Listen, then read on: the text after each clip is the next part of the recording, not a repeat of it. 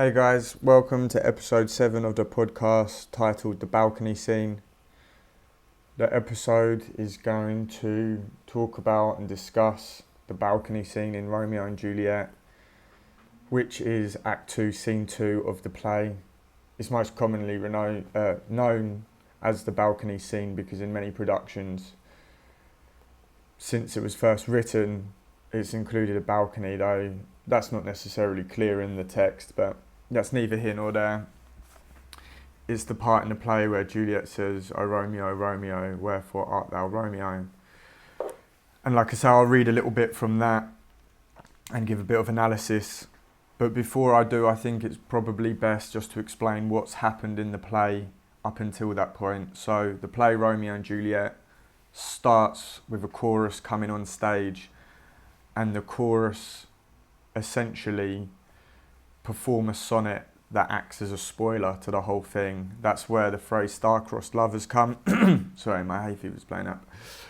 That's where the phrase star-crossed lovers come from, and basically in this sonnet that is performed, they say there are two families, Montagues and Capulets, that have an ancient grudge, and that they're going to resolve this grudge and squash whatever issues they have when a child from each family fall in love and end up committing suicide. And it basically tells you everything that's going to happen. But that's how it starts. It starts with a chorus. In the DiCaprio version, it's a news reporter that reads that, and I might do a review of that film at a later date. But anyway, so then Act 1, Scene 1 starts with some servants that end up from one of the families that end up seeing other servants from the other families, again Montague and Capulet. A big fight ensues, some key players, some players that will be very important to the story are involved in that fight, and that fight ends with the prince of the city, which is Verona, saying, "You two have been fighting for too long, you're causing too much distress to the city. If you fight again and I catch you, you'll be publicly executed." He goes off. Lord and Lady Montague ask Benvolio where Romeo is. Benvolio is their nephew, and Benvolio says Romeo has been in among sycamore trees, basically lovesick, because this girl he likes, Rosalind. Romeo, most people think of as being around 16 years old. This is a tragic play about young love, which we'll come on to. But Romeo wasn't at the fight because he was just reciting love poetry, unrequited love poetry, in honour of this Rosaline, who is also a Capulet. But that's how he starts the play. Lord and Lady Montague tell Benvolio, find Romeo, make sure he's all right. Benvolio finds him. Romeo's just lamenting the fact Rosaline doesn't love him. Benvolio saying, come on, you'll be okay. You know, sort of pull it together. That's a big thing with Romeo right from the start of the play. And Romeo says, well, there's nothing doing. He's just going to be lovesick forever because of this Rosaline character. Anyway, Act 1, Scene 2 involves Paris and Lord Capulet. Paris, we learn, is related to the prince, wealthy man, though, yeah, I would say he was a man. Probably older than Romeo, but he's talking to Lord Capulet about the possibility of marrying Lord Capulet's daughter, Juliet. It's in Act 1, Scene 2, where we learn Juliet's age, which is 13. She's the only character whose age is actually explicitly said, and we know she's 13 because Lord Capulet says she hath not seen the change of 14 summers. And he says that in response to Paris saying, basically, look, she's too young, wait till she's 16, and she hasn't even met you yet. She hasn't even met you yet. I would like her to like you, at least a little bit. That's Capulet's position at the time, but Paris is very eager to marry her, possibly because the Capulets are very wealthy, maybe because he loves her again. That is developed throughout the play, which is fantastic, to be honest. And it ends, Act 1, Scene 2 ends with Lord Capulet saying, I'm having a party this evening, come along. You may find yourself meeting somebody who you would rather marry than my daughter, so let's just hold fire on all these marriage proposals. Act 1, Scene 3 involves Lady Capulet, the nurse, and Juliet. We learn the relationship between those two, and essentially what we learn is that Lady Capulet and Juliet have a somewhat strained relationship. The scene starts with her telling the nurse to go away, but then when she's confronted with Juliet by herself, she gets nervous, brings the nurse back. The nurse is is a somewhat crass character, not as crass as Mercutio, but somewhat bawdy, a lot of comedy. We learn that she breastfed Juliet. She's got a very close relationship to Juliet, and in many ways is more like a mother figure to Juliet than Lady Capulet is. In the scene, Lady Capulet is talking to Juliet about marriage. She explains that she was about her age, her daughter's age, when she herself got married. Juliet says she hasn't ever really thought about it, but she trusts her mum. She seems to hold some power, very grounded character that isn't afraid of talking to either of them on different levels, the nurse and Lady Capulet, that is. And again, it ends with Lady Capulet saying, like, look, this Paris guy is going to be at the party tonight, so you'll meet him then. He wants to marry you. Act 1, Scene 4. Oh, sorry, I should say. And then what happens at the end of that scene, and I believe I'm right in saying this, a character called Peter is given a guest list. This might actually happen in Act 1, Scene 2 at the end of that. I think it does. But regardless, it's either Scene 2 or Scene 3. Peter, who is a servant of the Capulet household, is given a guest list for the party, and he's told to, inform those that are invited. He bumps into Romeo, Mercutio, and Benvolio. Romeo and Benvolio are cousins. Mercutio, we later find out, is also related to the prince, but he's very closely associated with the Montagues, okay? You can see him as being Romeo's best friend, though no one gives Romeo a harder time throughout the play. And Mercutio is always a very popular character. In the DiCaprio version, I forget the actor's name, but it's the black actor who has the fight with Tybalt, who's played by, and I forget his name too. Like I say, maybe I'll do a review of that. But anyway, Peter can't read, so he bumps into Romeo and says, can you read this guest list? Romeo reads it, tells him all the names, and he realises Rosalind is on the list. And Peter says, like, thank you for doing that. He rushes off to tell these people now he knows who they are. And he also says, look, if you're not Montagues, you're more than welcome to come as well. So anyway, and then Mercutio and Benvolio say, look, we'll go to this party. You can meet other girls, Romeo. Stop whining about Rosalind. And Romeo's like, no, I'll go. But I'm only going to see Rosalind. Anyway, Act 1, Scene 4 is the party. Oh, no, sorry, is them on the way to the party. And by them, I mean Romeo, Benvolio, Mercutio, and some other associates that are unnamed. This is where Mercutio recites the Queen Mab speech or monologue that I might do a video on too.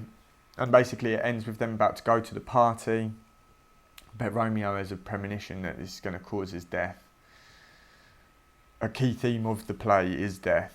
It's alluded to throughout, and both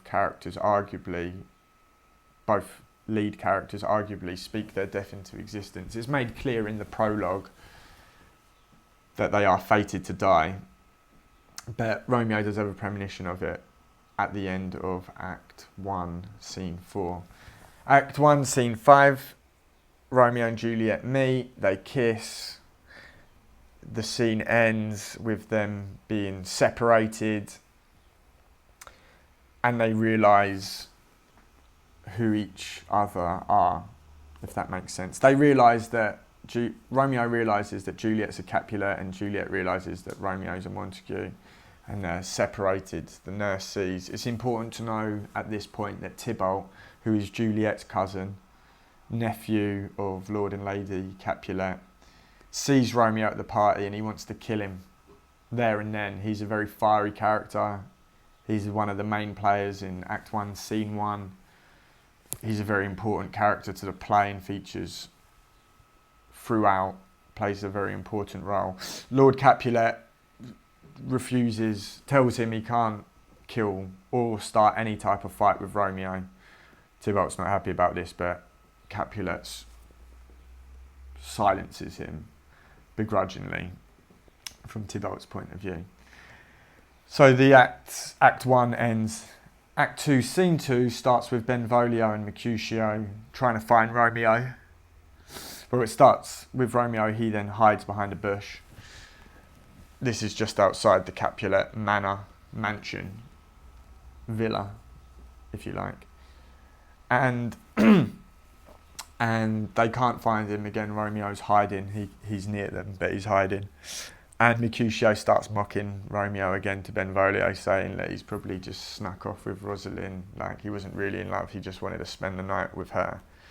And all this sort of stuff, and in a very crass way, but a lot of sexual innuendos and double entendres, very poetic diction.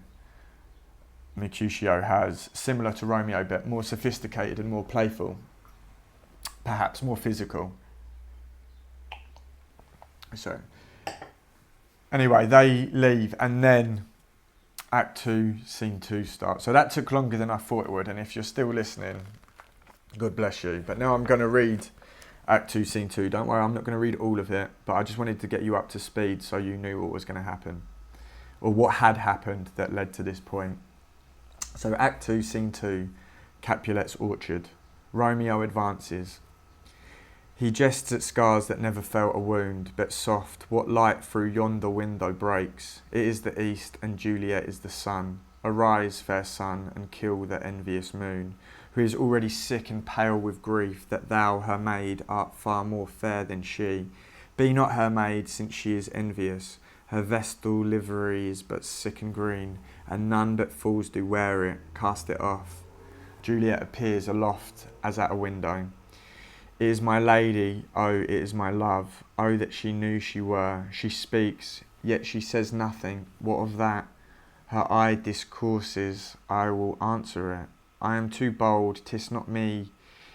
'Tis not to me she speaks. Two of the fairest stars in all the heaven, having some business, do entreat her eyes to twinkle in their spheres till they return.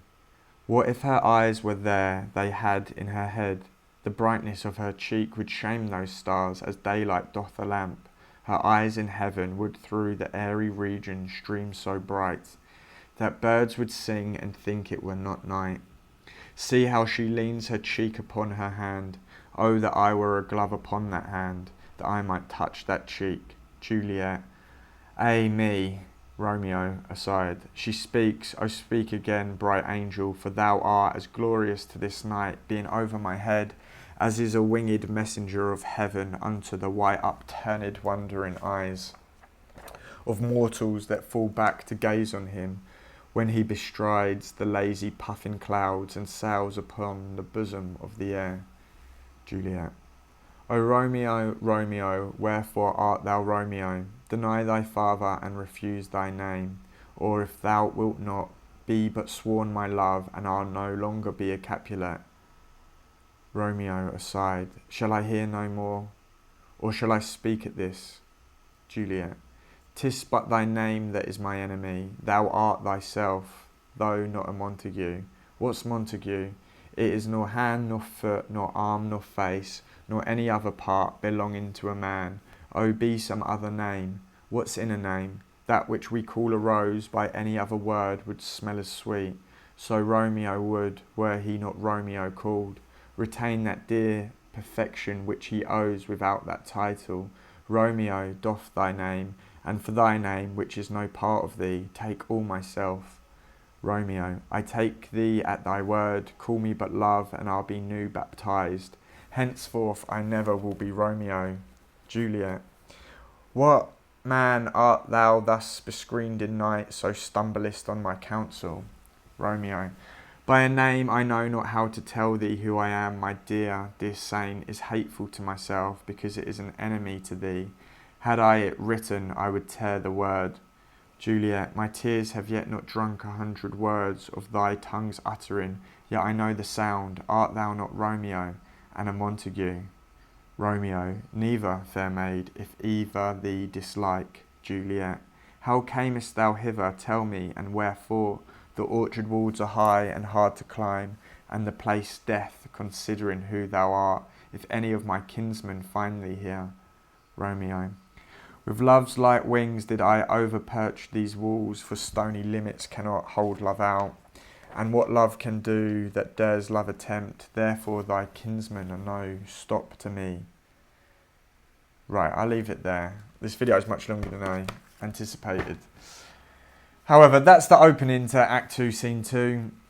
It goes on in a somewhat farcical way where Romeo asks her to tell her how much she loves him, because he has pronounced his love to her in a very poetic way, as you were hearing then. He's saying love's given him wings so he can fly over large walls to get to her. And Juliet responds to his request by saying, look, you've overheard me say how much I loved you, or how much I love you, rather. And it goes on like this, they profess their love to each other. Juliet tells him, though, that words are hollow, or they can be, and she isn't sure whether she should trust him. She says, if you really love me, you'll propose. He proposes. She says yes. The nurse calls her in.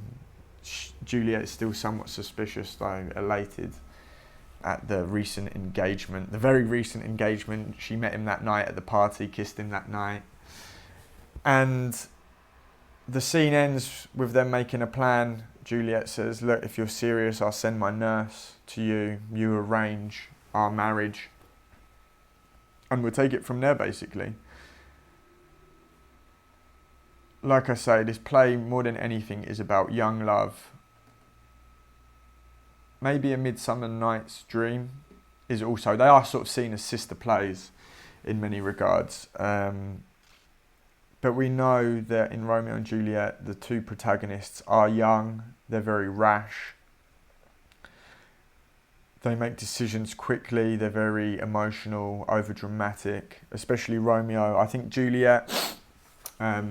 really comes across as a much more stable, somewhat more stable than Romeo, more grounded, more mature, though she's younger, more practical. There's many great characters in the play. Romeo himself, I mean, everyone in the play, it is a famous Shakespeare play for a reason, has some wonderful lines of poetry, Friar Lawrence included. Of course, Romeo and Juliet have some wonderful lines of poetry, as does Mercutio. It is a good play. It doesn't take too long to read. I might do more videos on it. I think I'll be teaching it every year from now until the foreseeable. I studied it at school too. Yeah, Romeo and Juliet, Act 2, Scene 2, the balcony scene. I hope you enjoyed that longer video. All the best, as always.